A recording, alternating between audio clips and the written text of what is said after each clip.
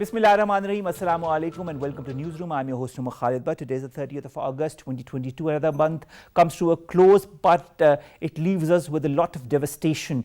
And this is going to be our leading segment today. The flood, the devastation caused, the international aid that is coming, the pledges that have been made on different fora, whether it be at the United Nations, where a 160 million flash appeal has been made to help Pakistan cope with the catastrophic floods, whether it be the different friendly countries that are pitching in as far as aid to Pakistan is concerned, whether it be the messages that have poured in from different countries, including from India as well, and how people are coping with the devastation, with the disasters, how different NGOs and even people from different walks of life are contributing towards the relief and rehabilitation of the people who are in dire need of that all across the provinces, whether it be Balochistan, Khyber Pakhtunkhwa, Punjab, Sindh.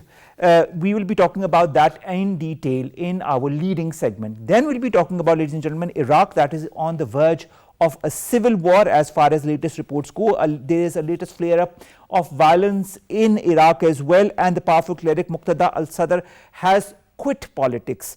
The United Nations says that the very survival of the state is at stake. So after the invasion of Iraq by the US, this comes as a huge setback for the country. And then finally, we are going to talk about the police martyrs, how police has been laying down their lives as those on the front line when it comes to any issue concerning our security. And we, in the parallel video that you are seeing, this was posted online some time back, in which another colleague of those who have been martyred goes and not only salutes one of his colleagues, but also kisses the person on the forehead. This is just momentum of all the respect that we give, and we will continue to give to the police officers and to those Jawans who have laid down their lives for our country. This is going to be our last story. Let's come with our first and leading segment, and that concerns the flood situation in Pakistan. The situation becomes more disturbing, devastating as every day passes by, as a number of casualties come to the forefront, and as more and more people are affronted with the disasters and the complications that emanate from the floods in different parts of the country. More in the following report.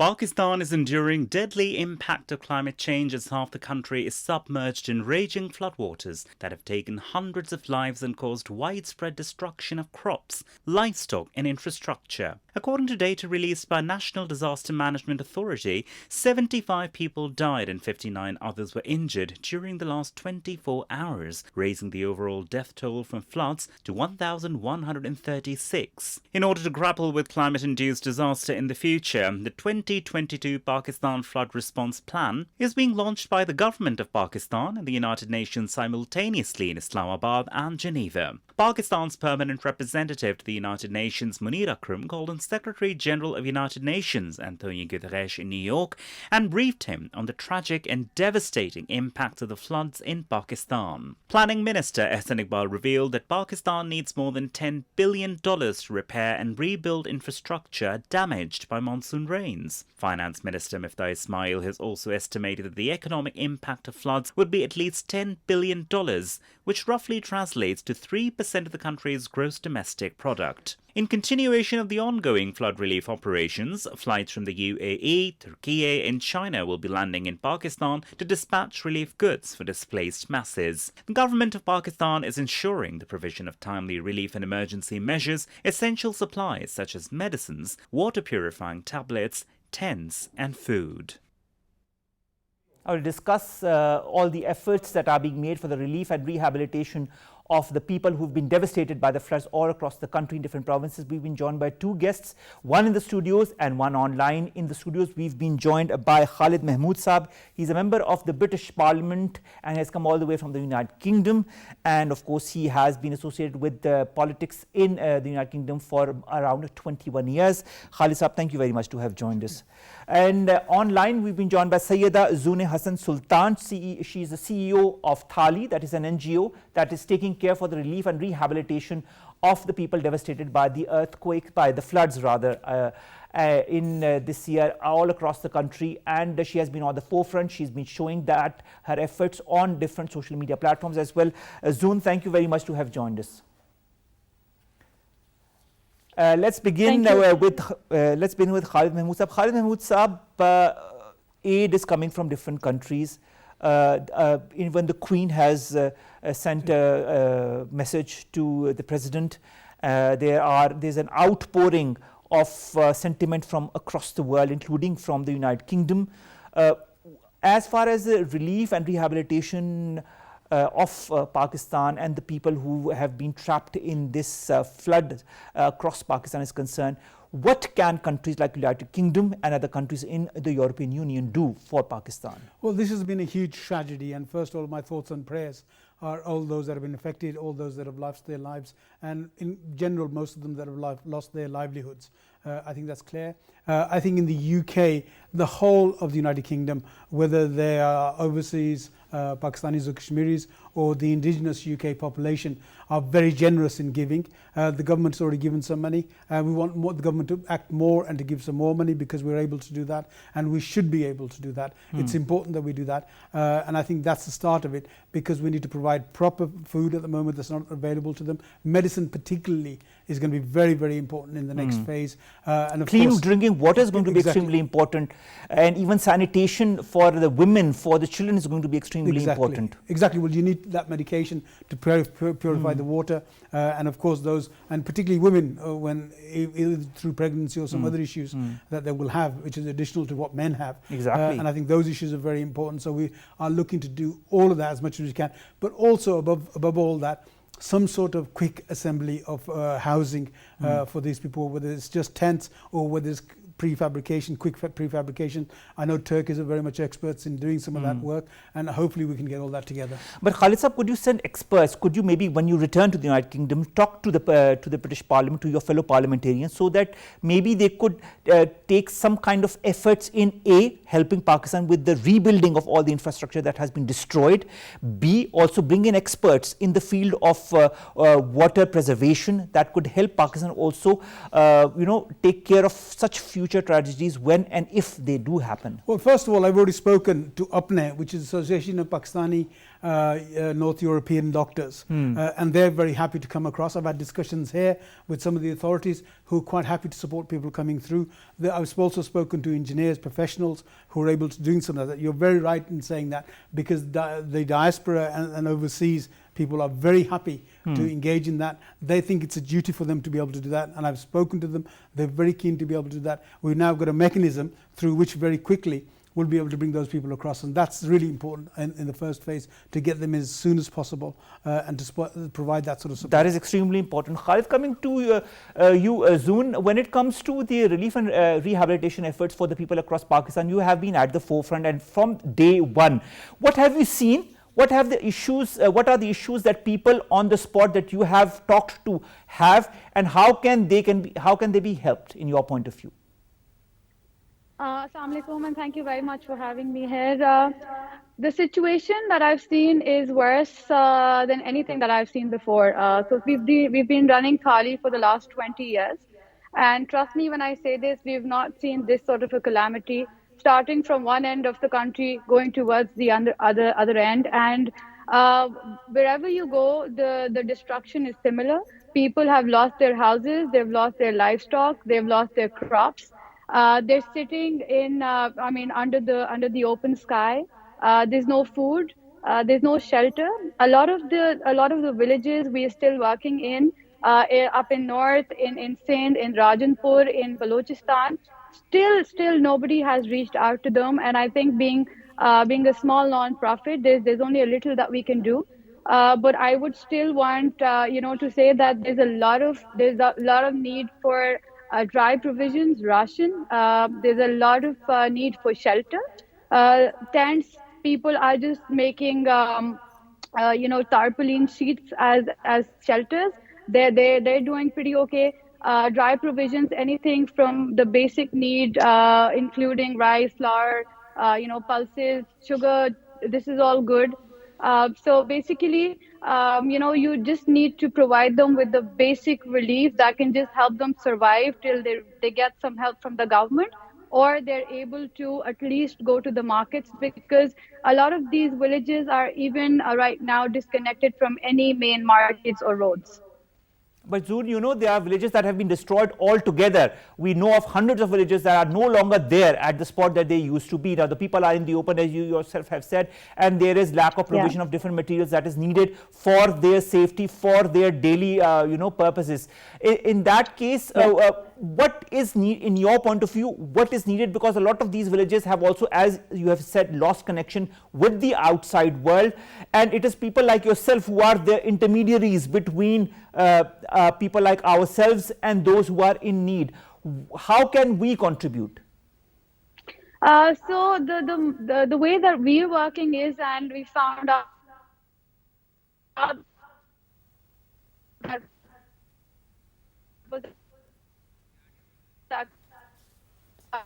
all right, Zoone, there seems to be. For example, there's this person who was a lot of to.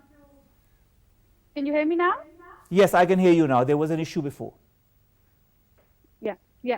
Yeah. So I was saying that there are a lot of villages where people are under the sky, but still they have some markets and some storages or warehouses within those communities. So we are sending money where people are actually just using online accounts. I think this is the time when digital finance is really being very, very handy. So people are cooking meals within communities. They're making community meals. We're sending, smaller portions of ration bags so they could be carried through the water, maybe in bigger cars. And then we're also sending shelter for them because, some places it's still raining.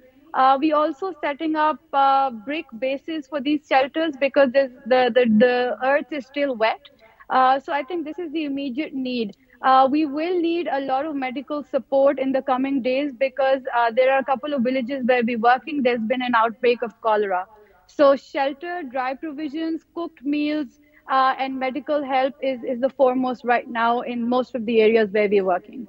All right, kindly stay online with us. Zoone, coming back to the studios, Khalid Mahmood Saab, you've understood the problems that the people are facing with, and this is just the tip of the iceberg. Let's put it very bluntly. There are a lot of other issues. There are a lot of even places where people have not been able to reach, and the number of casualties, the number of people affected is still not really the exact number that people are quoting right now. In this time and effort, you talked about you being in contact with APNA, with the different other professionals in different fields as well. How important is for them to send representatives to Pakistan so that maybe they can diversify in all the different areas where the people are affected, so that they could have help at their doorstep?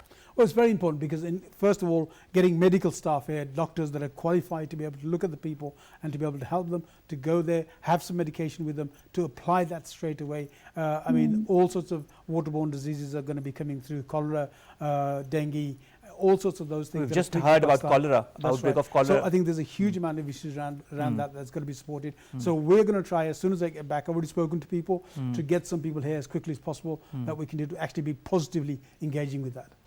Because what I feel, Khalid Sahab, is that people need more resources rather than money, because money is just cash in hand. But if they don't have access to the necessary things by going out and buy them, it's better to have those things come to them, whether it be in the form of food, whether it be in form of clothes, shelter, anything, medicine, like you've just said. And I think that could be extremely helpful.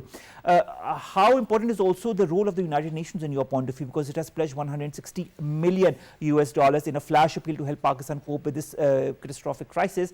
Do you feel more will come in time? I know of other countries like Turkey, like China, like Bahrain, that are sending planes full of equipment and of course resources for the people stranded. But but do you think this is something that needs to go along and continue for some time so that the people can have some kind of a relief? Well, first of all, I don't think the United Nations is doing enough. In such a catastrophe that has taken place in Pakistan, 150 odd million is nothing. It's a drop in the ocean. True. For a huge representative of the world, which it claims to be, it is not doing enough. So therefore, I think we will certainly, from the UK's point of view, and parliamentarians, along with me, because Khalid Sahab, what the estimate is, as our ministers have also said, that the estimate is around $10 billion. That is the loss that Pakistan has incurred. But I think $10 billion is also an estimate. Yes. I think in time, when we'll know the exact damage that has been caused, the exact number will become higher. Well, this is a climate catastrophe, and people are talking about that. So Pakistan, who emits 1% of contribution internationally, that's the irony, isn't it, Khalid Sahab? And yet it's facing a huge calamity because of that. I think that's what's important, is for the United Nations and other big organizations to realize that, and that's the point that I'll be making to people in Parliament in the UK, because we're to contribute to that through our history of industrialization, and all the current emissions that we have contributes to all this. And this is what's been happening. And I think also there's a responsibility within Pakistan, and I will say this because I come from Azad Kashmir. We have something called the Mangla Dam. I'm sure you're aware of it. It's been there for almost 60 years. That has saved Jhelum, Gujarat and further afield for being swamped by the water, because the dam was in place. Almost over 40 years now, there's been discussion of Kalabagh Dam and other dams across those other regions. But nobody's done this because there's too much politics involved in that. So I think now people should see beyond the politics and look at how they can support the people. The only way you support the people is putting that infrastructure in light of this new climate change. That has become more and more serious to do that. And I think that's extremely important to update yourself as far as the this calamity that comes under climate change. It is so ironic that that's what you were saying, that Pakistan emits 1% of the whole carbon emission, and we are one of the most vulnerable countries, as you have just seen. This is not a climate emergency, this is a climate disaster that is happening in Pakistan as we speak. Zoone, coming back to you, how important is it that apart from organizations such as yours and people such as us who contribute towards the people who are in dire straits, that other important countries also contribute? Isn't it also because of the calamities and all the carbon emissions that other countries are emitting that we are bearing the brunt of, when we are not doing, when we are, emitting only 1% of it? I would want to say that I would not bring climate here, because obviously that is an issue to discuss. But at the same time, we also need to realize that wherever the calamity has been the strongest, these are the areas where all the houses, the rest houses, the guest houses, the hotels, the markets were placed right on the river banks, right? So we also need to play a role in the decision, in order to educate the people. Yeah, where are we basing all these things? What role does the government play? What role does the local government play? Because I think these things are and like Khalid Saab said, the dams protect some of the cities, some of the major cities. So I think these are a lot of factors that affect all of this happening. But right now what happens is that maybe this is the time where we can actually get support in the form of infrastructure, how to rebuild these places, and to ensure that we understand where we're rebuilding them, it doesn't happen again. Because when you talk about Sindh, it is not the first time.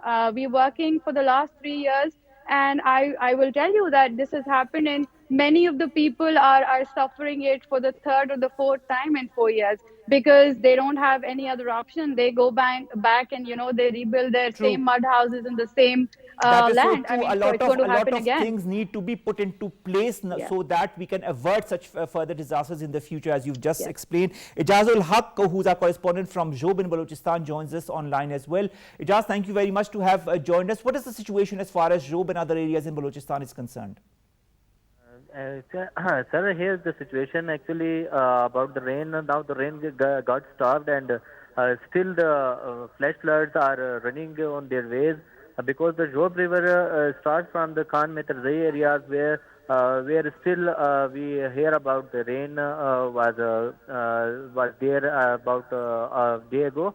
So the dams of district Job, I would say the Job division dam which are situated near to Kila Saifullah and on the National Highway 50, which were broken and the flood released from there. So that flood is still in the river and passing by the Job, and it is headed toward the Gomal Dam. But the situation is now under the control in last 2 days in near the Job city. How about what I actually the situation in the villages near to the this river is still under the privilege because the roads are gone and the weather is not well because for the flights. So the heli operations and other the force, the teams which can help them, help the people cannot be reached there, and they have don't ways to approach those villages due to the flood and the roads which are vanished due to these floods. So the water is too much. And still, the one dam is today. The Deputy Commissioner Job also warned that one dam is also on the charge, which is going to be broken soon if it overflooded. So the precaution has been taken, and the people are taken away from the near to these dams. But the situation in other areas like Barkhan, Musa Khel, and Sobatpur in the lower Balochistan areas, there the situation is still hanged, and the normal life has gone very affected. So the people are still not in contact with their relatives or their forces or the teams which can help them. All right. Eijaz, you said there are areas where it's not possible for the people to reach because of the calamities that have occurred in the region. What kind of help can people or the army or the Pakistan Air Force provide to those people as far as relief and rehabilitation is concerned? And what has been the role of the forces as well, whether it be the army or the Pakistan Air Force? As the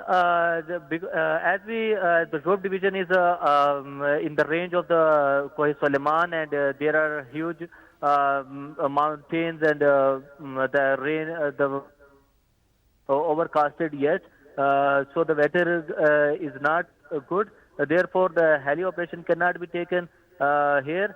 One is the one reason behind this. The road has, due to the flood, the road has vanished. And actually, the forces levies is doing very well. They are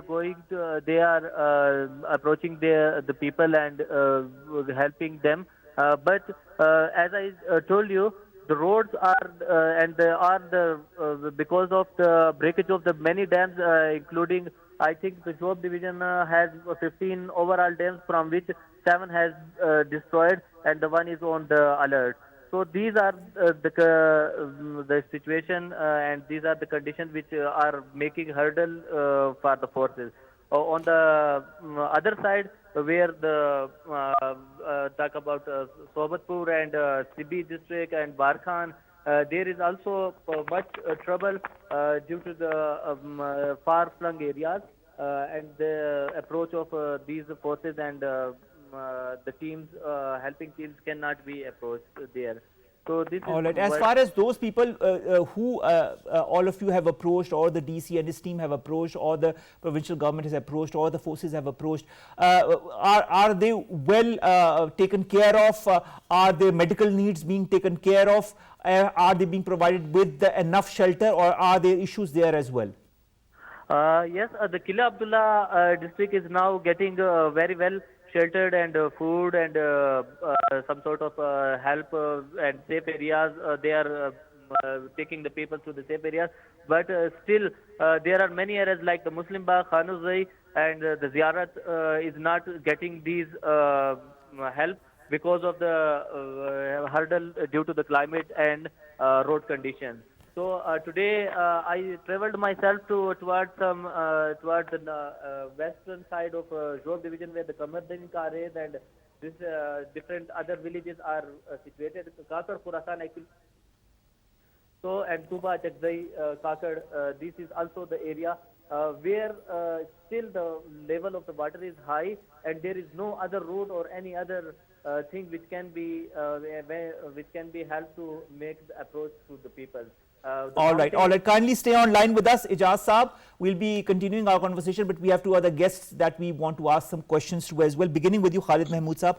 Khalid Saab, as you've also seen and heard, and when you've talked to people as well, there's a lot of need of specialists here who can, instead of bringing money, can also bring in the necessary equipment and the necessary expertise so as to help Pakistan with building of infrastructures, whether it be in the forms of barrages or dams or small water reservoirs or small dams, so that Pakistan can cater with this need.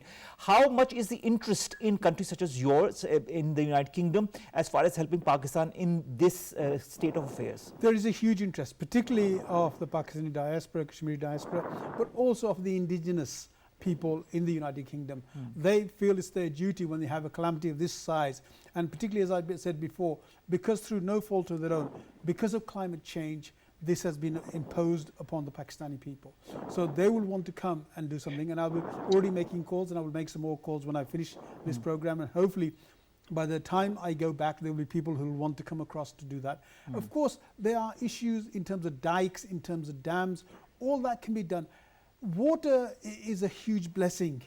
It can provide you power, it can provide you irrigation. It can also give rise to such incidents. And of course, it can be a huge burden in terms of this.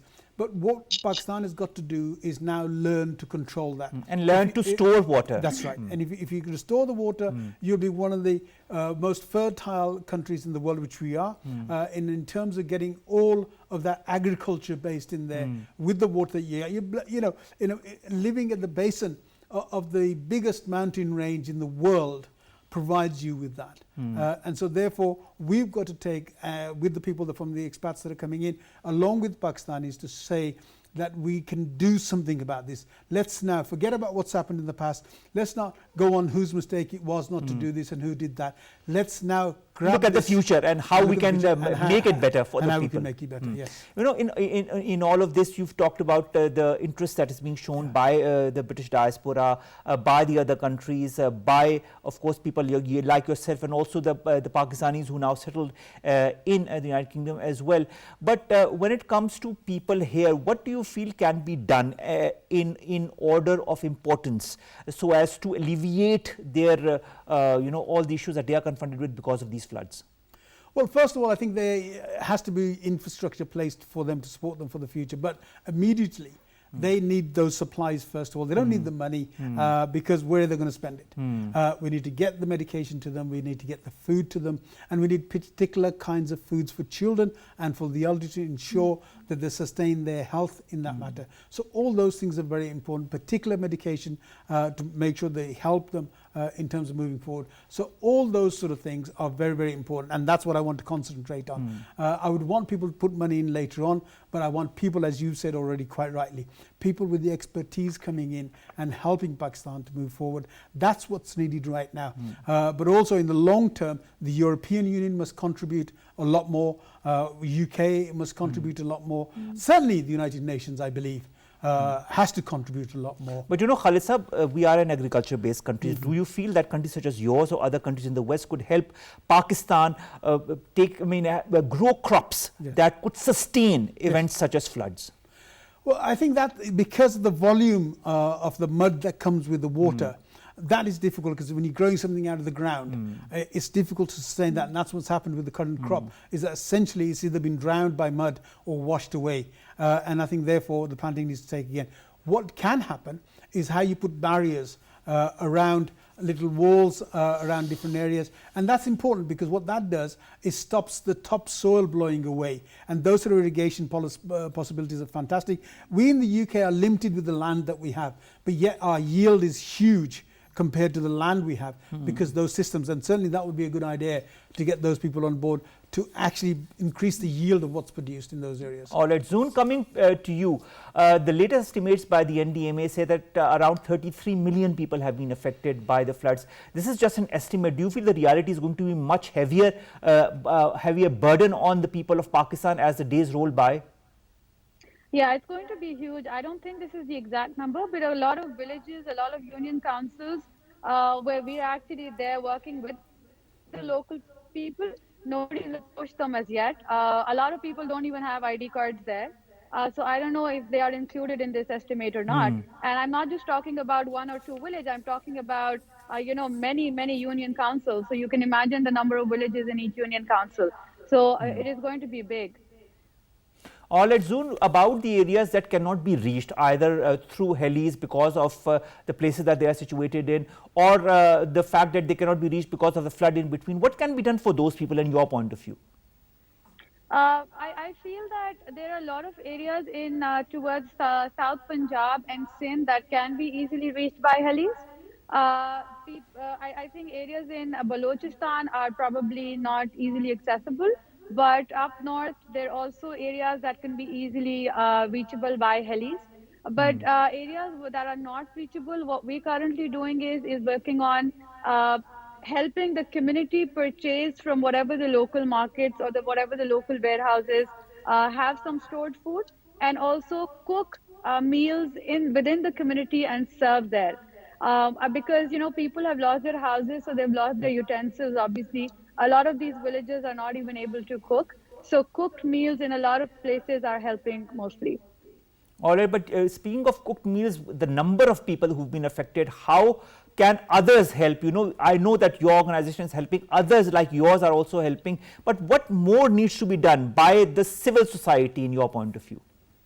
So I think that, I always believe that we work, like we say in Urdu, our Ded Inch Ki Masjid. So each organization and each individual just wants to do a little part on for any village or for any union council or for any province. But I think the ecosystem, when it works together, when it comes together, it can work wonders. And I call all the financial institutions, all the digital finance institutions, all the local governments, all the NGOs, and UN and the international NGOs. I think we all make a one ecosystem. Right now, the spread of things and the way the support is going in different areas is going in very small quantities, because right, this happens every time. It is not the first time. But if we go as a planned ecosystem, we plan the distributions, we plan what needs to be done, we plan the phase wise relief and rehab processes. I think it'll cater much better to the entire audiences from up north to Balochistan. All right, coming to you, Eijaz, what do you feel is the most important or paramount to be done as far as Balochistan is concerned? First of all, regarding the communication. All right, Eijaz, I'll be discussing this with you, but we have to go to a short break. We'll be right back.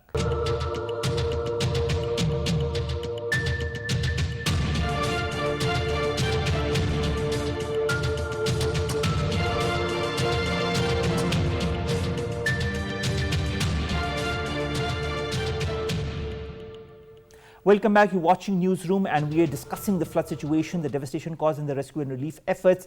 Eijaz, are you online with us? Are you still with us? Yes, I can hear you. All right, Eijaz, before the break, I was asking you what are the most important issues that are confronted by the people and what needs to be done in your point of view right now. Okay, regarding the ongoing situation of the flash floods, as we lost the communication for 15 days, and today we recovered back of only a single network, that is the UFON network, and the other companies are still going to recover it. So the communication, if we have better communication, we can express our problems, and we can share our problems with the government and with the officials.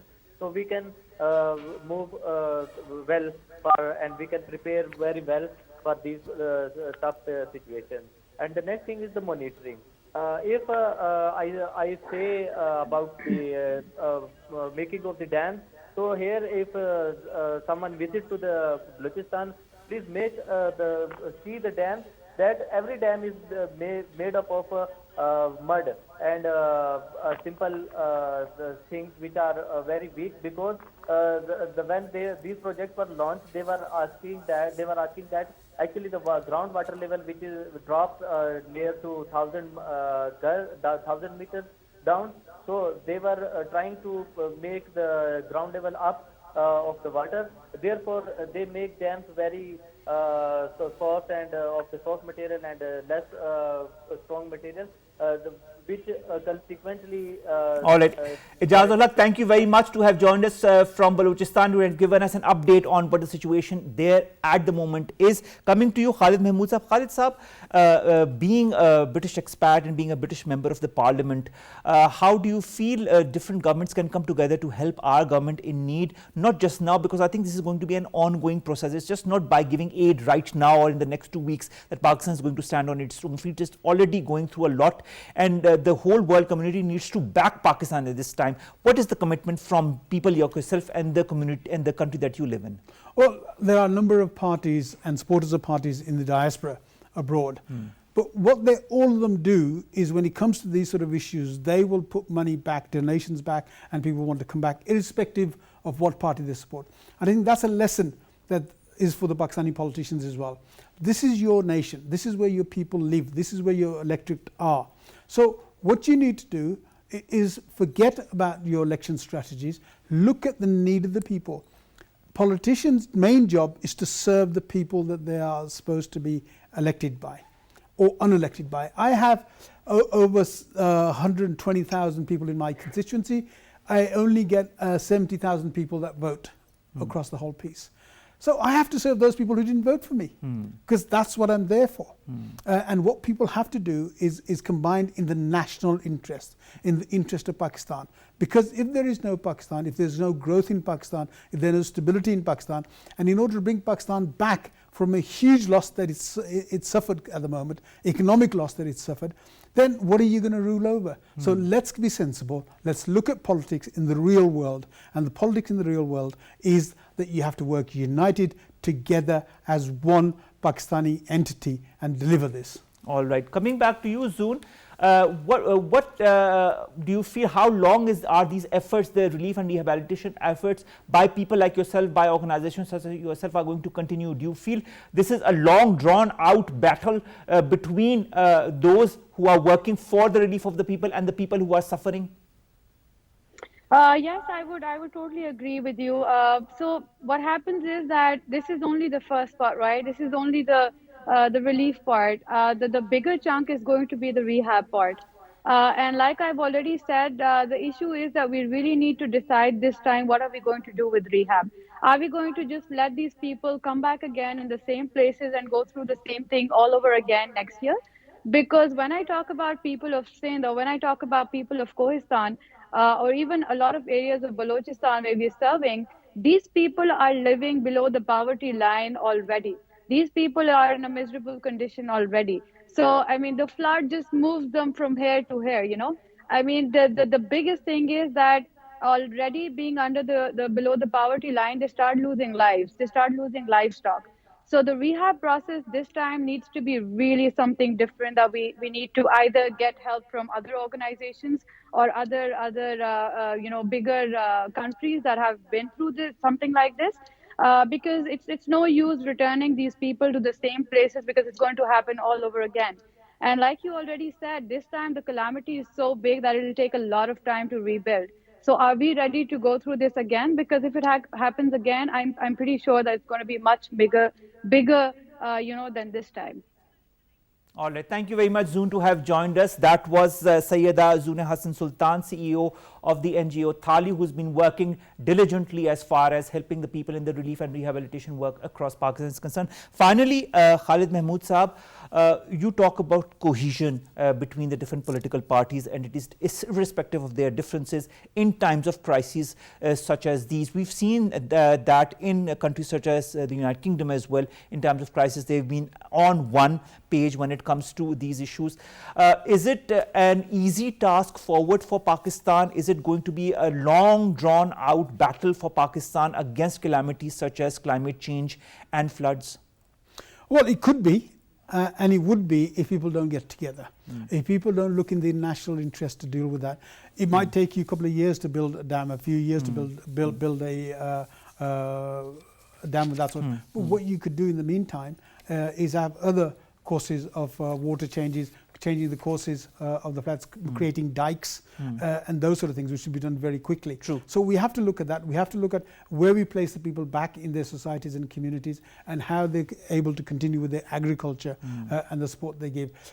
It is going to be a long time process, but we can make things easier by doing things step by step. And also with the support and help of countries such as yours and other countries in the West, because Pakistan can't do it all by itself. The devastation that Pakistan is undergoing and will be undergoing with these rains cannot be managed by one country alone. It needs the whole conglomerate of the world community to come together as one to back Pakistan. But I think especially the United Nations needs to do a lot more. I think so, and I hope that countries such as yours will contribute diligently towards that. Thank you very much, Khalid Mahmood Sahab, to have joined us. Let's come to our last two stories very quickly before we end today's show. The first is the situation as far as Iraq is concerned. Iraq apparently is on the verge of a civil war. This has been said by the United Nations as well, that the very survival of the state is at stake. Powerful Shiite Iraqi cleric Muqtada al-Sadr has also said that he is quitting politics and has decided not to meddle in political affairs. His supporters, of course, stormed the government headquarters as far as Baghdad is concerned. Iraq, as you very well know, has been mired in political deadlock since the legislative elections began in October last year. Before also, we also know what it went through as far as the US invasion of Iraq is concerned. Nevertheless, there is a whole lot of political confusion and political division in Iraq, and that is why the United Nations is extremely concerned about that. Let's hope that some good comes out of it, that the country can manage to stabilize itself. And finally, ladies and gentlemen, police martyrs, Pakistan police, we need to give people the credit where credit is due. A lot of people, whether they belong to the levies, to the armed forces, to the frontier constabulary, or to the police, lay down their lives for people like us, for the civilians like ourselves, and we need to acknowledge that every day. We need to thank them for their service every day. They are not the richest of people, but they are the most responsible of people. They are the first line of defense for people like us, for countries like ours. So we not only need to respect that, but we also need to remember that every day. The video that we are showing you in the parallel window is just a reminder of that. One of the colleagues from the police is, of course, giving respect to that. We need to respect the people. That is very important. Allah Hafiz, see you tomorrow.